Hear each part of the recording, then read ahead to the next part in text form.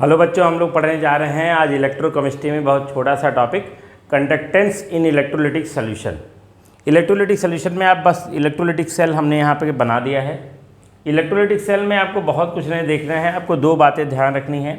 Conductance पढ़ेंगे हम लोग। इलेक्ट्रोलिटिक सेल में इस ए को कहते हैं, ए है आपका, यहाँ मैं लिख भी देता हूँ, a equal to area of cross section of electrode. ये आपका area of cross section of electrode है। यहाँ जो एल की वैल्यू आई है ये आपका सेपरेशन डिस्टेंस है, सेपरेशन डिस्टेंस बिटवीन इलेक्ट्रोड, बस यही जानना है।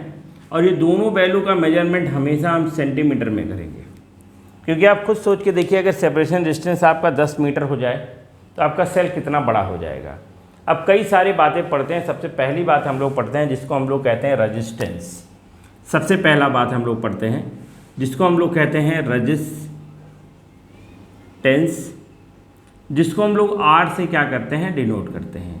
जो भी आपका इलेक्ट्रोलिटिक सेल है, ऐसा नहीं कि हीट नहीं प्रोड्यूस करता होगा, 100% हीट प्रोड्यूस करता होगा, क्योंकि जहाँ हीट प्रोड्यूस होता है वहाँ आपका कुछ ना कुछ रेजिस्टेंस होता है। तो रेजिस्टेंस है क्या? रेजिस्टेंस को हम लोग डिफाइन करते हैं तो कहते हैं resist the flow of electron. कुछ भी ऑब्स्टेकल आ जाए, किसी भी वजह से इलेक्ट्रॉन के मूवमेंट में कुछ रुकावट आ जाए, उसी को हम लोग क्या कहते हैं, रेजिस्टेंस कहते हैं। तो रेजिस्टेंस को डिफाइन करेंगे तो हम लोग कहेंगे resist to flow of electron.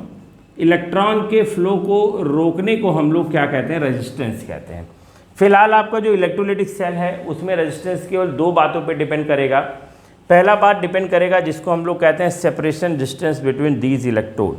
अगर इस इलेक्ट्रोड के बीच के सेपरेशन डिस्टेंस को बढ़ाते जाएंगे तो रेजिस्टेंस की वैल्यू क्या होती जाएगी, बढ़ती जाएगी। आप खुद सोच के देखिए, एक इलेक्ट्रोड को हम लोग यहाँ रखें, एक इलेक्ट्रोड को 2 किलोमीटर दूर रखें, अगर हम कोई इलेक्ट्रोलाइट भी डाल के रिएक्शन भी कराते तो आप सोचिए आयन का मोमेंट में कितनी प्रॉब्लम होंगी और आपका करंट का फ्लो कितना स्लो होगा, जिसकी वजह से आपकी बैटरी हीट कर जाएगी और रिएक्शन होना स्टॉप हो जाएगा, इलेक्ट्रोलिटिक सेल काम नहीं करेगा। तो आप ये समझिए, पहला जो फैक्टर है जिसमें हम रेजिस्टेंस की बात करें तो resistance is directly proportional to separation distance between electrode and inversely proportional to area of cross section.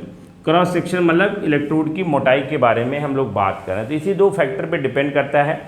अब हम जब भी किसी प्रोपोर्शनल साइन को हटाते हैं बेटा, आपका इक्वल का साइन लगाते हैं तो इक्वल का साइन लगाएंगे तो यहाँ आपका एक कांस्टेंट आएगा। इस कांस्टेंट को हम रेजिस्टिविटी कहते हैं, रो इंटू एल अपॉन क्या हो जाएगा, आपका ए हो जाएगा। और ये आपका पूरी कहानी है जिसको हम लोग को बतानी थी, जिसको हम लोग रेजिस्टेंस कहते हैं। और रेजिस्टेंस का यूनिट सबको पता ही है, आपने इसकी प्रीवियस फिजिक्स में भी पढ़ा होगा, ओम कहते हैं। और जिसका सिंबल होता है आपका क्या, इस तरह से हम लोग लिखते हैं। अब जैसे रेजिस्टेंस है उसी तरह से एक मिलता जुलता टॉपिक वहाँ पढ़ा भी देता हूँ मैं, जिसको कहते हैं कंडक्टेंस। कंडक्टेंस ही बेसिकली जानना था आपको, लेकिन कंडक्टेंस के लिए रेजिस्टेंस का जानना बहुत ज़रूरी है। रेजिस्टेंस आपके इलेक्ट्रॉन के फ्लो को रोकता है, कंडक्टेंस आपके इलेक्ट्रॉन के फ्लो को फैसिलिटेट करता है। तो दोनों एक दूसरे से जस्ट अपोजिट बात करते हैं।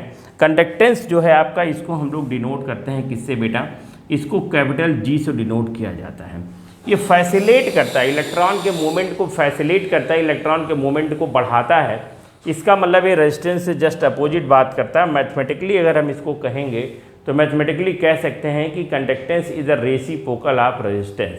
इन्वर्स ऑफ रेजिस्टेंस को हम लोग क्या कहते हैं, कंडक्टेंस कहते हैं। तो यहाँ लिख दो, चाहे तो हम लोग लिख देते हैं inverse of R. Inverse of resistance को हम लोग क्या कहते हैं, कंडक्टेंस कहते हैं। छोटा सा फार्मूला आएगा जहाँ G इक्वल टू हो जाएगा 1 अपॉन क्या हो जाएगा बेटा, R हो जाएगा, है ना, 1 अपॉन R हो जाएगा। 1 अपॉन R को हम लोग क्या कहते हैं, ओम इन्वर्स कहेंगे। ओम इन्वर्स को एक नाम से और जाना जाता है जिसको हम लोग महो कहते हैं।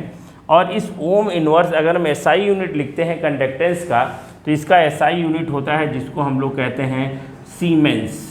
सीमेंस को जिसको हम लोग कैपिटल S से क्या करते हैं, आपका डिनोट करते हैं। आप चाहो तो और सारे चेंजेस ला सकते हो, लेकिन हमारा सिंपल सा मानना है जब भी आपका कंडक्टेंस पूछा जाए, रेजिस्टेंस की सारे रेजिस्टेंस वाले सारे वैल्यू दिए गए हों, आपको कुछ करना नहीं है, आर की सारी वैल्यू इधर से कैलकुलेट करनी है, यहाँ 1/r करना है और आप जी की वैल्यू सीधा सीधा क्या कर लीजिए, कैलकुलेट कर लीजिए। कुछ इधर उधर बहुत करने की ज़रूरत नहीं है। तो देख लीजिए रेजिस्टेंस एंड कंडक्टेंस, अब इसी से मिलता जुलता एक टॉपिक है जिसको कहते हैं रजिस्टिविटी एंड कंडक्टिविटी। तो हम ये दोनों बात भी करेंगे, कोई दिक्कत वाली बात नहीं। इसका एक स्क्रीनशॉट ले लीजिए, फिर हम रजिस्टिविटी और कंडक्टिविटी के बारे में क्या करते हैं, पढ़ते हैं। तो मैंने आपको रेजिस्टेंस बताया, मैंने आपको कंडक्टेंस बताया। अब हमको जानना है क्या रजिस्टिविटी। देख लीजिए यहाँ रजिस्टिविटी एक कांस्टेंट है जो किसी भी फैक्टर पे डिपेंड नहीं करती है। Resistivity not depend upon the any factors, किसी बात पे डिपेंड नहीं करता है, एक कांस्टेंट है, सिंपल सी बात है। अब अगर हम यहाँ से रेजिस्टिविटी फाइंड करते हैं तो रेजिस्टिविटी इक्वल टू, देख लीजिए क्या आएगा, resistivity equal to R into A upon क्या हो जाएगा आपका L हो जाएगा। जहाँ अगर रेजिस्टिविटी का हम यूनिट फाइंड करेंगे तो R का यूनिट होता है ohm, area of cross section centimetre square, और लेंथ जो आपका L दिया है, सेपरेशन डिस्टेंस आपका सेंटीमीटर हो जाएगा। ये सेंटीमीटर सेंटीमीटर कैंसिल हो जाएगा, आपका आंसर हो जाएगा ohm into centimetre. Simple, resistivity का आपकी यूनिट है। रेजिस्टिविटी के बाद आपका इसी से मिलता जुलता एक टॉपिक है जिसको हम लोग कहते हैं कंडक्टिविटी। कंडक्टिविटी जिसको हम लोग कप्पा से डिनोट करते हैं, इसको कप्पा कहते हैं, बप्पा मत समझ लेना, है ना, किसी के बप्पा की बात नहीं कर रहे हैं हम लोग भाई, बुरा मत मानना। कप्पा है कप्पा, ना कि बप्पा, है ना। ऐसे बप्पा जैसे लेटे रहते हैं वैसे कप्पा भी आपका लेटा दो, आप इसको कैपिटल के कहो, इस तरह से डिनोट करते हैं kappa. Conductivity, conductivity is the inverse of resistivity. Conductivity क्या है, इनवर्स है किसका, इनवर्स ऑफ रेजिस्टिविटी। सिंपल। अब आपको कुछ नहीं करना है, जैसे आपने यहाँ सब बातें करी हैं, कप्पा इज इक्वल टू क्या कर लेना है, कुछ करना नहीं है, kappa is equal to 1 upon क्या कर लेना है, रेजिस्टिविटी।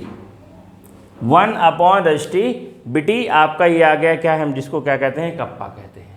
और अगर हम कप्पा का यूनिट लिखते हैं तो कप्पा का यूनिट हो जाएगा ohm inverse centimetre inverse. Simple सी बात है आपका, ओम इनवर्स सेंटीमीटर इनवर्स, जहाँ ओम इनवर्स को सीमेंस कहते हैं। तो हम यहाँ और भी लिख सकते हैं कि सर सीमेंस सेंटीमीटर इनवर्स भी ऐसा लिखा जा सकता है, जिसको हम लोग कप्पा का क्या कहेंगे, यूनिट कहेंगे। इनवर्स ऑफ रेजिस्टिविटी को हम लोग क्या कहते हैं, इनवर्स ऑफ रेजिस्टिविटी को क्या कहते हैं, कंडक्टिविटी। तो आप देखिए कितना बढ़िया आपका एक रिलेशन निकल के आया, रेजिस्टेंस कंडक्टेंस, रेजिस्टिविटी कंडक्टिविटी। तो जहाँ बिटी बिटी हैं ये दोनों एक दूसरे के रेसिप्रोकल, जहाँ कंडक्टेंस रेजिस्टेंस, रेजिस्टेंस कंडक्टेंस, ये दोनों आपके एक दूसरे के रेसिप्रोकल। तो जब भी आप पढ़िए इन दोनों को साथ पढ़िए और इन दोनों को साथ पढ़िए। इसके बाद एक छोटू सा टॉपिक रह गया जिसको हम लोग कहते हैं सेल कांस्टेंट। क्या कहते हैं बेटा, सेल कांस्टेंट। तो सेल में सारी वैल्यू कांस्टेंट हो जाएगी। देख लीजिए सेल कांस्टेंट, सेल कांस्टेंट को जी से नहीं डिनोट करेंगे भैया, ये जी स्टार है, जी स्टार सुपर स्टार है ना, जी स्टार। सेल में सारी वैल्यू सेम तब रहेंगी जब जो आपका सेपरेशन डिस्टेंस है वो और area of cross section electrode का, वो दोनों का रेशियो हर जगह क्या रहे, आपका सेम रहे। मतलब सेपरेशन डिस्टेंस कहीं 2 सेंटीमीटर रहे, एरिया ऑफ क्रॉस सेक्शन आपका 10 सेंटीमीटर स्क्वायर रहे, और किसी और सेल में भी आपका यही रहे, मतलब ये नहीं रहे, इनका रेशियो क्या है आपका सेम आए, तो आपके सेल में सारी वैल्यू, चाहे रेजिस्टेंस हो, चाहे कंडक्टेंस हो, चाहे रेजिस्टिविटी हो, चाहे कंडक्टिविटी हो, सारी वैल्यू आपकी क्या होने वाली है, सेम रहने वाली है। तो आप देखिए जी स्टार को हम लोग सेल कांस्टेंट कहते हैं, जहां जी स्टार इक्वल टू हो जाएगा L अपॉन ए। L क्या है, सेपरेशन डिस्टेंस बिटवीन इलेक्ट्रोड, ए क्या है आपका एरिया ऑफ क्रॉस सेक्शन। अब देखिए इसी बात में आपको एक नया फार्मूला, रेजिस्टेंस से आपका यहाँ एक और नया फार्मूला आएगा, देख लीजिए क्वेश्चन आते हैं आपका। अब देखिए रेजिस्टेंस इज इक्वल टू आपको क्या है, रेजिस्टेंस इज इक्वल टू है आपका रेजिस्टिविटी इंटू L अपॉन ए। अब जबकि L अपॉन ए का क्लियर हो गया, इसको हम लोग सेल कांस्टेंट कहते हैं, तो L अपॉन ए की जगह हम लोग जी स्टार लिख लेंगे, तो क्या निकलेगा बेटा, निकलेगा resistance is equal to resistivity into G star निकलेगा। यहाँ जी स्टार थोड़ा नीचे लिख देते हैं, जी स्टार, इस स्टार को हम लोग क्या कहते हैं, सेल कांस्टेंट कहते हैं। सिंपल। अब देखिए जी स्टार इज इक्वल टू क्या हो जाएगा, R अपॉन क्या हो जाएगा आपका रजिस्टिविटी। तो R इक्वल टू रजिस्टिविटी मतलब क्या हो जाएगा 1 upon resistivity into R। 1 upon resistivity कौन है? 1 अपॉन रजिस्टिविटी आपकी कंडक्टिविटी है। तो 1 अपॉन रजिस्टिविटी की जगह हम लोग कंडक्टिविटी लिख लेंगे और आपका एक छोटू सा फॉर्मूला निकल जाएगा कप्पा इंटू R, जहाँ G स्टार आपका सुपर स्टार नहीं सेल कांस्टेंट है, कप्पा आपका कंडक्टिविटी है, बप्पा नहीं है, और ये है आपका रेजिस्टेंस। और ये है सारा पूरा टॉपिक जो मैंने आपको बताया। तो ये रेजिस्टेंस है, ये कंडक्टेंस है। रेजिस्टेंस का जस्ट रेसिप्रोकल होता है कंडक्टेंस, रेजिस्टिविटी का जस्ट रेसिप्रोकल होता है कंडक्टिविटी। यहाँ मैंने लिखा cell constant, cell constant the ratio of L upon A, L जहाँ सेपरेशन डिस्टेंस है, एरिया ऑफ क्रॉस सेक्शन है। एल अपॉन ए को हम इस वैल्यू में रखे हैं, तो एल अपॉन ए की जगह जी स्टार रख दिया है, जहाँ G star equal to R upon resistivity आया है। 1 अपॉन रेजिस्टिविटी को कंडक्टिविटी कहते हैं। तो कप्पा इंटू आर, यहाँ आपका एक फार्मूला आ गया है। छोटे छोटे फार्मूले आए हैं, थोड़ी थोड़ी बात जानेंगे तो आपका ये पूरा कंडक्टेंस इन इलेक्ट्रोलिटिक सोल्यूशन आपका हो गया होगा। अब आपको देखना है कि आपका ये कंडक्टेंस इलेक्ट्रिकल कंडक्टेंस या मेटेलिक कंडक्टेंस या आयनिक कंडक्टेंस कौन कौन से फैक्टर पे डिपेंड करता है इलेक्ट्रोलिटिक सेल के अंदर, किस किस फैक्टर पे डिपेंड करेगा, उसके बारे में हम लोग सेपरेट से 5-7 मिनट का लेक्चर पढ़ेंगे।